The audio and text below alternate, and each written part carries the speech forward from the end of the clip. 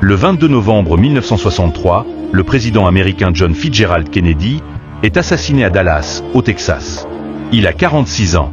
Son meurtrier, Lee Harvey Oswald, 24 ans, ancien marine qui est abattu 2 jours plus tard. Ce jour-là, le 22 novembre 1963, ces deux hommes que tout sépare, sont brutalement réunis au cœur d'un attentat qui va changer le cours de l'histoire.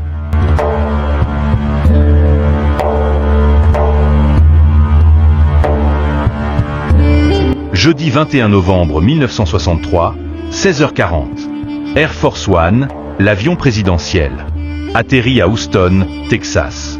À son bord, le 35e président des États-Unis, John Fitzgerald Kennedy. Pleine campagne présidentielle. Sur le tarmac, le comité d'accueil. À sa tête John Connally, le gouverneur démocrate du Texas. Le Texas, un État ultra-conservateur qui résiste à JFK. Celui qui incarne le renouveau de l'Amérique. À 300 km de là, Irving, dans le comté de Dallas. Au fond de son garage, un homme déballe le paquet qu'il a commandé chez Klein's Sporting Goods, une boutique du centre de Chicago.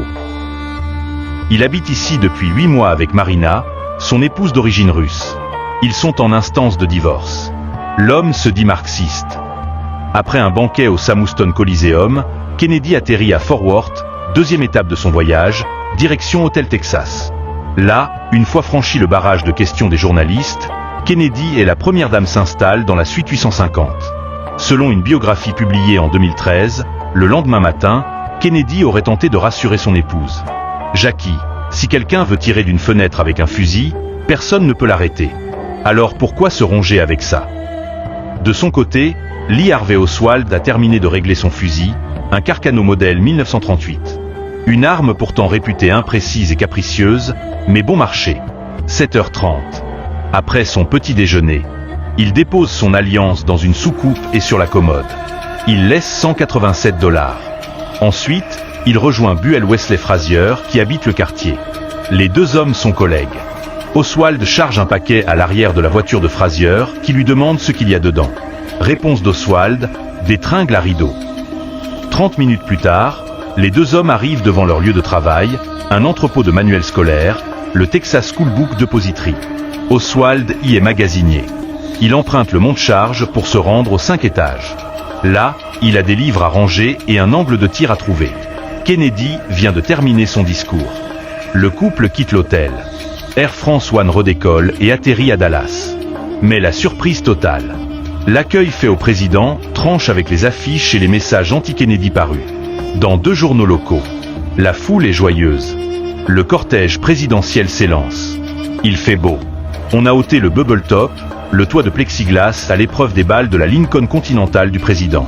À son bord, le gouverneur Connally et son épouse. Derrière, le président et la première dame.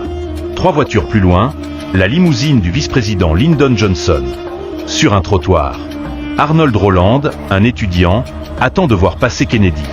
Il lève le nez et remarque un homme avec un fusil aux 5 étages de l'entrepôt. La foule acclame le président. À l'approche du centre commercial de Dallas. SS 100 X ralentit. SS 100X, c'est le nom de code.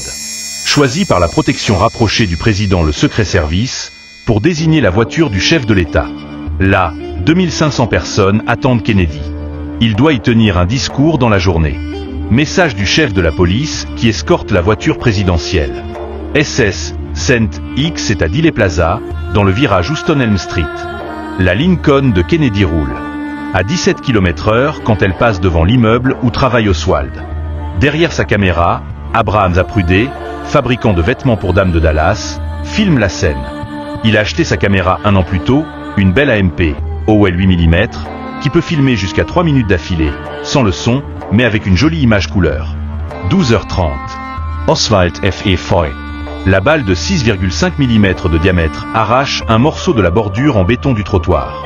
Un éclat griffe la joue de James Tagg. Un citoyen venu voir le cortège. Il manque son cible. Il tire une deuxième fois, deuxième tir. La balle éclate des vertèbres cervicales du président. La balle lui perfore la gorge. Au contact des cervicales du président, le projectile dévie et frappe un autre passager. Le gouverneur Connally. Il est touché à la poitrine, au poignet et à la cuisse. Quand l'agent Clint Hill du Secret Service voit Kennedy sursauter, se tenir la gorge et s'affaisser, il s'élance pour grimper sur l'arrière de la limousine présidentielle. Son intention. Faire bouclier de son corps. Mais la troisième balle d'Oswald devance le garde du corps. Le cylindre d'acier pénètre l'arrière droit du crâne de Kennedy et en ressort par la partie supérieure droite, faisant exploser la tête. Maculé de sang, Jackie regarde son époux et tente de rejoindre Clint Hill. À ce moment, Bill Greer, le chauffeur de Kennedy, écrase l'accélérateur. L'hôpital Parkland est à 2 km. L'agent du Secret Service pousse Jackie Kennedy sur la banquette arrière à côté de son mari. Pendant le trajet jusqu'à l'hôpital, le chauffeur entend Jackie répéter « Ils l'ont tué. Il est mort ». Dans Elm Street, c'est la confusion. Un témoin prévient des policiers. Il a vu un homme à cette fenêtre, du 5e étage de cet immeuble. Les agents se précipitent. Ils découvrent un fusil, mais il n'y a personne. En fuite, Oswald disparaît dans la foule. Il monte dans un bus. 12h35. Une dépêche tombe. Kennedy a été grièvement blessé. Peut-être gravement. Peut-être mortellement par la balle d'un assassin. Au même moment, l'hôpital Parkland inscrit le patient numéro 24740 sur son registre d'admission. Dans la salle d'opération, Jackie Kennedy donne un baiser à son époux. Lee Harvey Oswald descend de l'autobus, bloqué dans les embouteillages. Oswald se rend dans l'appartement qu'il loue dans le centre de Dallas. Il Y prende un revolver. En patrouille dans le secteur, l'agent J des tipis repère un piéton qui ressemble au signalement de l'assassin présumé. Il tente de l'interpeller. Devant 9 témoins, Oswald abat le policier de 4 balles. Puis, il s'enfuit. 13h35. Panique totale.